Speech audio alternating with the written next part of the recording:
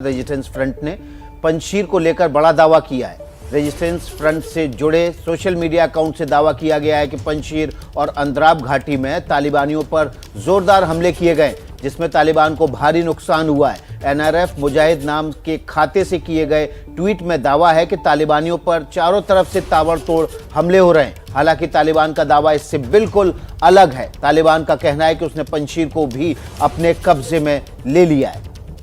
तो ये दावा है कि जिस पंजशीर घाटी पर सोवियत संघ का कब्जा नहीं हुआ, तालिबान के पहले शासन में कब्जा नहीं हुआ, उस पर अब के तालिबान ने कब्जा कर लिया है। यह पंजशीर का गवर्नर हाउस बताया जा रहा है, जहां तालिबान का सफेद रंग का झंडा फहराया जा रहा है और नीचे तालिबान के लड़ाके अल्लाहू अकबर के नारे लगा रहे हैं। झंडा फहराने के थोड़ी देर बाद तालिबान की तरफ से पंजशीर पर कब्जे का ऐलान वहीं से किया गया। ये भी गवर्नर हाउस की तस्वीरें हैं। पीछे आपको पंजशीर के शेर अहमद शाह मसूद की फोटो दिख रही है।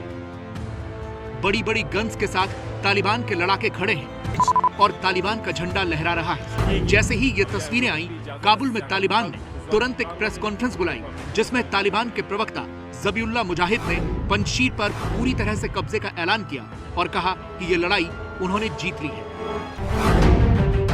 यह है अफगानिस्तान की पंजशीर वैली, जो राजधानी काबुल के उत्तर में करीब 120 किलोमीटर तक फैली है। यहाँ आसपास करीब 9,800 फीट ऊंची पहाड़ों की चोटियां हैं, जिससे घाटी की सुरक्षा भी होती है। पंजशीर घाटी में करीब 1.5 से 2 लाख लोग रहते हैं। ज्यादातर ताजिक हैं और यहाँ दारी भाषा बोली जाती है। कहते हैं कि सिकंदर की सेनाएं भी इसी रास्ते से गुजरी थी, लेकिन इस घाटी पर अब तक किसी का भी कब्जा नहीं हुआ है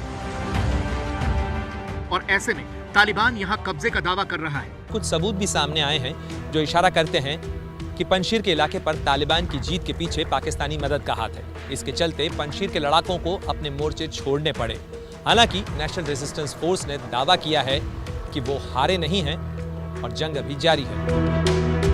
तालिबान के कब्जे के दावे के बाद रेजिस्टेंस फोर्स के कमांडर अहमद मसूद ने 18 मिनट 48 सेकंड का एक ऑडियो मैसेज जारी किया है, जिसमें उन्होंने दावा किया कि वो पंजशीर में ही हैं, तालिबान से लगातार लड़ रहे हैं।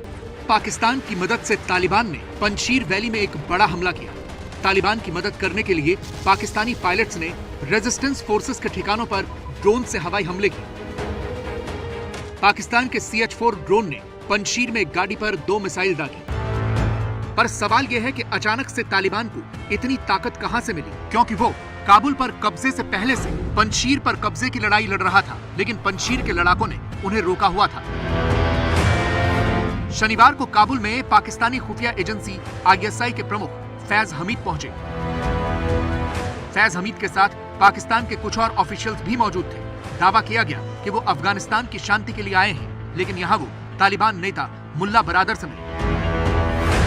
तालिबान की सरकार बनने से पहले पाकिस्तान का यह दखल बहुत कुछ कहता है और कई सारे नए समीकरण भी बनाता है। इस मुलाकात का तुरंत ये फायदा हुआ कि तालिबान को पाकिस्तानी एयरफोर्स का साथ मिला और पंजशीर में उन्होंने मिलकर हमला किया।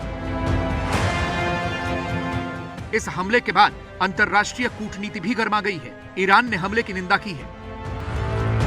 असल में ये भी खबरें हैं कि पंजशीर पर कब्जा करने के लिए तालिबानियों ने जुल्म और सितम की इंतहा कर दी है। उन्होंने शहर की बिजली और पानी काट दिए हैं, जिसकी निंदा हो रही है। बिल्कुल, तो एक वक्त वो था विकास और प्रतिमा, जब पंजशीर के शेरों को हराना नामुमकिन था और इसी वजह से शायद डाउट भी बढ़ जाता है कि तालिबान जो कब्जे का दावा कर रहा है वो झूठा हो सकता है।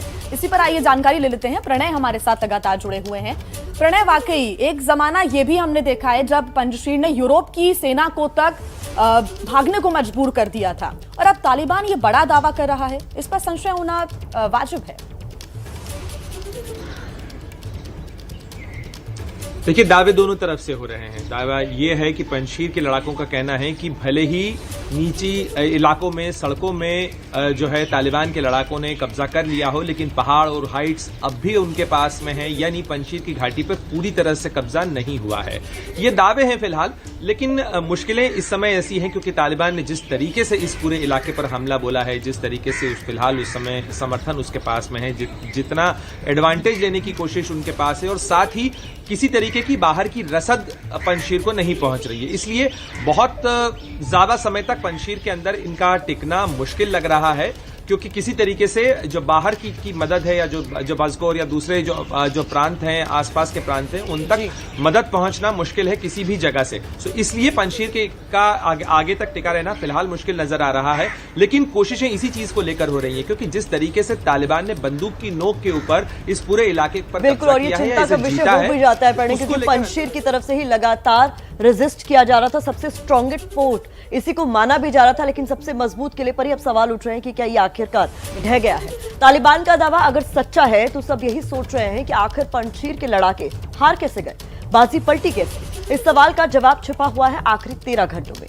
रविवार और सोमवार की दरमियानी रात में क्या कुछ हुआ, देखिए इस रिपोर्ट में। पंजशीर पर फतह हासिल करने के लिए तालिबान ने पूरी ताकत झोंक दी थी।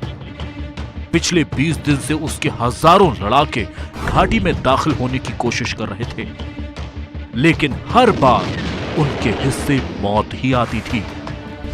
अब सवाल ये, जिस पंजशीर को सोवियत संघ नहीं जीत सका, उसे तालिबान ने कैसे जीत लिया?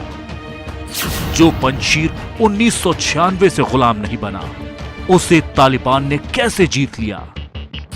जो पंजशीर तालिबानियों की कब्रगाह था, उसे तालिबान ने कैसे जीता? इस सवाल का जवाब पंजशीर से जुड़ी उन कड़ियों को जोड़ने से मिलेगा जो रविवार और सोमवार की दरमियानी रात के आखिरी 13 घंटों में हुई।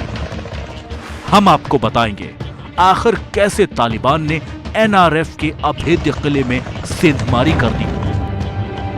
लेकिन उससे पहले इन दोनों तस्वीरों को देख लीजिए। पहली तस्वीर 15 अगस्त की है, जब तालिबानियों ने काबुल पर कब्जा कर लिया, और दूसरी तस्वीर है सोमवार की, जब पंजशीर में तालिबान ने अपना परचम लहराया। और इन दोनों ही तस्वीरों में सबसे बड़ी समानता यह है कि तालिबानियों ने इन दोनों ही जीत से दुनिया को चौंका दिया।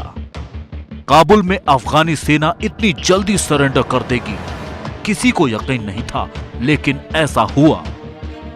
और पंजशीर में तो तालिबानी साम्राज्य की कल्पना ही किसी ने नहीं की थी, लेकिन ये भी हो गया।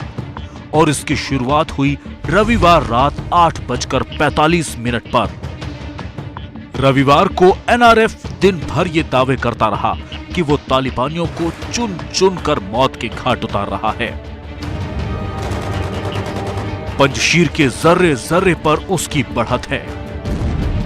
लेकिन इसी बीच रात 8:45 पर एनआरएफ लीडर अहमद मसूद का एक फेसबुक पोस्ट सामने आता है।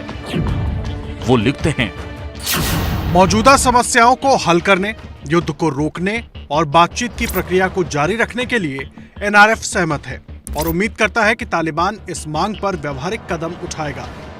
शांति के लिए एनआरएफ युद्ध रोकने को तैयार है। अगर तालिबान पंजशीर और अंद्राब में अपने सैन्य हमलों को रोक देता है तो बातचीत हो सकती है। जो अहमद मसूद तालिबान को खत्म करने का प्रण ले चुके थे, वो बातचीत की पैरवी क्यों करने लगे? ये गुत्थी दुनिया सुलझा ही रही थी कि लगभग 2 घंटे बाद एक और हैरान करने वाली खबर आई। अहमद मसूद ने दावा किया कि तालिबान ने पंजशीर से अपने लड़ाके बुला लिए। मसूद ने यह भी दावा किया कि अंद्राब से भी तालिबानी लौट गए हैं। मसूद ने एनआरएफ के मिलिट्री ऑपरेशंस को रोकने का भी ऐलान किया। मसूद के इन दावों से ऐसा लगा कि पंजशीर में अब गोलियों की गूंज रुक जाएगी, बात शांति से निपट जाएगी। लेकिन तारीख बदलते ही दावे भी बदल गए। पंजशीर में बाजी अब तक एनआरएफ जीतता दिख रहा था, लेकिन युद्ध के मोर्चे पर उसे सबसे बड़ी चोट पहुंची। खबर आई कि पंजशीर की लड़ाई में अहमद मसूद का भांजा अब्दुल वदूद ज़ारा मारा गया। इसके अलावा एनआरएफ के गुल हैदर खान, मुनीब अमीरी जैसे बड़े कमांडर भी मारे गए। शायद अपने हमसायों के मारे जाने की खबर अहमद मसूद तक पहले ही पहुंच चुकी होगी, इसीलिए वो युद्ध रोकने की पैरवी कर रहे थे और अंदर खाने तालिबान से उनकी सुलह की बात भी हुई होगी। लेकिन तब तक देर हो चुकी थी। रात 1:30 बजे खबर आई कि अहमद मसूद के करीबी एनआरएफ कमांडर फहीम दश्ती की तालिबान से जंग में मौत हो गई। एनआरएफ का दावा है कि फहीम को पाकिस्तानी सेना ने अपने ड्रोन हमले से मारा। फहीम दश्ती मसूद के पिता अहमद शाह मसूद के भी वफादार थे और एनआरएफ के रणनीतिकार भी। इसीलिए उनकी मौत एनआरएफ के लिए एक बड़ा झटका था। फहीम के मारे जाने के बाद भी एनआरएफ हौसला नहीं हारा। रात के अंधेरे में रुक रुक कर दोनों तरफ से गोलीबारी होती रही, लेकिन इस बार पलड़ा तालिबान का भारी रहा। सोमवार की सुबह तक तालिबान पंजशीर में बढ़त बना चुका था। एनआरएफ कमजोर पड़ रहा था और इस बीच सुबह 9:30 बजे अहमद मसूद ने ट्वीट किया। उन्होंने लिखा, तालिबान हमारे साथ नहीं लड़ रहा है, पाकिस्तानी आर्मी और आईएसआई उसकी मदद कर रही है। तालिबान इतना मजबूत नहीं कि वो एनआरएफ का सामना कर सके। तालिबान की मदद कर रही है पाकिस्तानी आर्मी।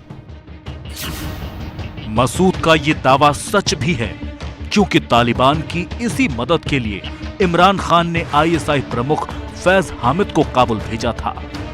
फिर भी दुनिया ये मान रही थी कि जंग अभी और खिंचेगी, लेकिन पंजशीर से आई एक और खबर के बाद लगभग सब कुछ बदल गया। तालिबान से लड़ाई में एनआरएफ की एक और उम्मीद मौत की बलि चढ़ गई। तालिबानी हमले में एनआरएफ के टॉप कमांडर सालेह मोहम्मद मारे गए। सालेह मोहम्मद गरिला वॉरफेयर में माहिर थे और अहमद मसूद के करीबी भी।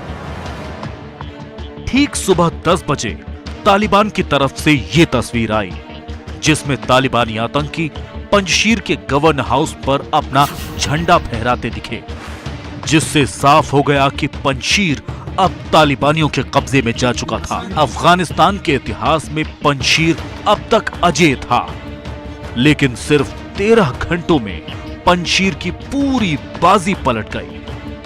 हालांकि एनआरएफ ने अब भी हथियार नहीं डाले और ऐलान किया है कि आजादी की जंग जारी रहेगी।